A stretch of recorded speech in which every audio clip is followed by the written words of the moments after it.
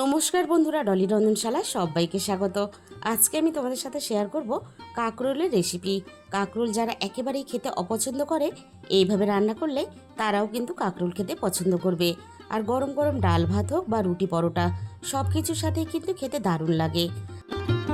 কাকরোল হয়তো তোমরা অনেক রকমভাবেই রান্না করে খেয়েছো, তবে আজকে আমি যে পদ্ধতিতে রান্নাটা করেছি, এই পদ্ধতিতে একবার হলেও তোমরা রান্না করে দেখো। সম্পূর্ণ নতুন পদ্ধতিতে আজকে আমি তোমাদের সাথে রান্নাটা শেয়ার করব, তাই রেসিপিটা কেউ কিন্তু স্কিপ করে দেখো না। শেষ পর্যন্ত আমি কখন কি মশলা ব্যবহার করলাম সেটা কিন্তু মিস হয়ে যাবে। এবার আমি কাঁকরোলগুলো কেটে নেব।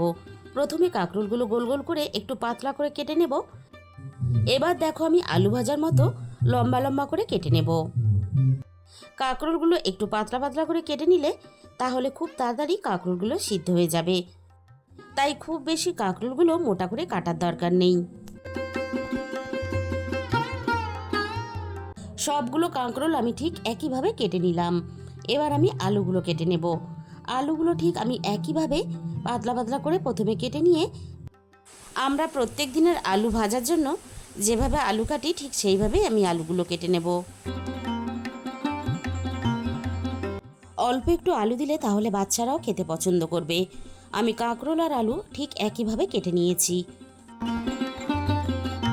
এবার আমি কাঁকরোলগুলো প্রথমে রান্নার জন্য রেডি করে নেব। তার জন্য আমি কাঁকরোলের মধ্যে প্রথমে আমি স্বাদ মতো লবণ দিয়ে দিলাম। একই সাথে আমি হাফ চামচের একটু কম লঙ্কার গুঁড়ো দিয়ে দিলাম। এবার আমি এখানে অল্প একটু হলুদের গুঁড়ো দিয়ে দিলাম। সবশেষে আমি চায়ের বড় চামচের 2 চামচ বেসন দিয়ে দেব। খুব বেশি বেসন দেওয়ার দরকার নেই, অল্প একটু বেসন দিলেই হবে। এবার আমি এখানে অল্প একটু জলের ছিটে দিয়ে দেব। জলও এই সময় খুব বেশি ব্যবহার করার দরকার নেই, অল্প একটু জলের ছিটে দিয়ে সব কিছু একসাথে আমি বেশ ভালোভাবে দেখো মেখে নিলাম। তাহলে চলো রান্নাটা আমি কিভাবে করেছি এবার সেটা দেখে নেওয়া যাক। প্রথমে আমি কড়াইয়ের মধ্যে প্রয়োজন মতো সর্ষের তেল দিয়ে দেব। তেলটা খুব ভালোভাবে গরম করে নিয়ে এবার আমি তেলের মধ্যে ফোড়নে অল্প একটু কালো জিরে দিয়ে দিলাম। কালো জিরের সাথেই আমি 2টো শুকনো লঙ্কা দিয়ে দিলাম। আমি একটা ফাটিয়ে ব্যবহার করলাম আর একটা গোটা ব্যবহার করেছি। এবার আমি ফোড়নটাকে নাড়াচাড়া করে বেশ ভালোভাবে ভেজে নেব, ফোড়ন থেকে সুন্দর মিষ্টি গন্ধ বেরিয়ে আসা পর্যন্ত। ফোড়ন থেকে সুন্দর মিষ্টি গন্ধ বেরিয়ে আসার সাথে সাথে কেটে রাখা আলুগুলো আমি ভাজার জন্য তেলের মধ্যে দিয়ে দেব। সমস্ত আলু আমি তেলের মধ্যে দিয়ে দিয়েছি ভাজার জন্য। এবার আমি আলুগুলো নাড়াচাড়া করে একটু ভেজে নেব।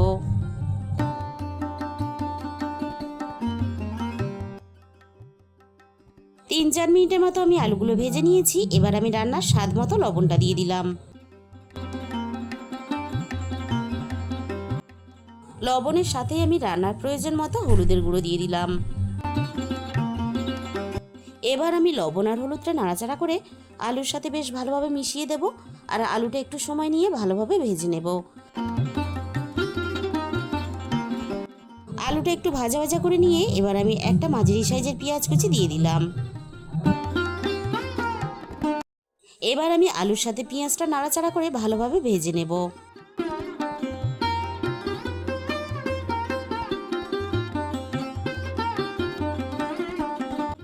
3-4 মিনিটের মতো আলু আর পেঁয়াজ একসাথে নাড়াচাড়া করে ভেজে নিয়েছি।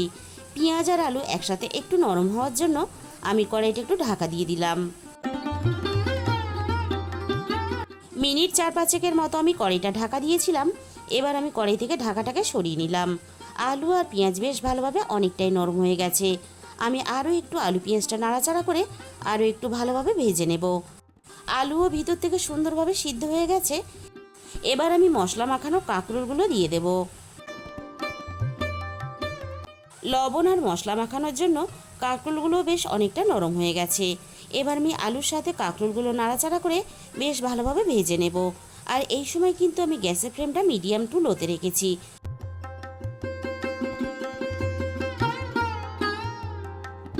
আলু আর কাঁকরোল একসাথে নাড়াচাড়া করে দেখো আমি বেশ ভালোভাবে ভেজে নিয়েছি। এবার আমি এখানে দিয়ে দেব অল্প একটু পোস্ত। অল্প একটু বেসন দেওয়ার জন্য যেমন রান্নার স্বাদটা একেবারে আলাদা হবে, তেমনই কিন্তু অল্প একটু পোস্ত আর বেসন একসাথে দেওয়ার জন্য রান্নাটা আরও বেশি চটপাটা খেতে লাগবে। এবার আমি পোস্তটা নাড়াচাড়া করে হালকা একটু ভেজে নেব। বন্ধুরা, তোমরা যদি এইভাবে কখনো না রান্না করে থাকো কাঁকরোল, এইভাবে একদিন হলেও তোমরা রান্না করে দেখো। তাহলে বন্ধুরা, আজকের এই রেসিপিটা ভালো লাগলে ভিডিওতে একটা লাইক করে দিও, আর নিজেদের বন্ধুদের মধ্যে শেয়ার করে দিও, আর কমেন্টের মাধ্যমে জানিও তোমাদের কেমন লাগলো। আর যে সমস্ত নতুন বন্ধুরা এখনও পর্যন্ত আমার চ্যানেলটা সাবস্ক্রাইব করনি, এরকম নতুন সহজ ঘরোয়া রেসিপি পেতে আমার চ্যানেলটা সাবস্ক্রাইব করে আমার পাশে থাকার অনুরোধ রইল। আর তার সাথে সাথে পাশে থাকা বেল আইকনটা ক্লিক করে অল করে দিও। তাহলে আমি যখনই কোনো নতুন রেসিপি আপলোড করব, সবার আগে তোমার কাছে পৌঁছে যাবে। আর তোমাদের মূল্যবান সময় দিয়ে আমার এই রেসিপিটা এতক্ষণ সময় ধরে দেখার জন্য তোমাদের সবাইকে অসংখ্য ধন্যবাদ।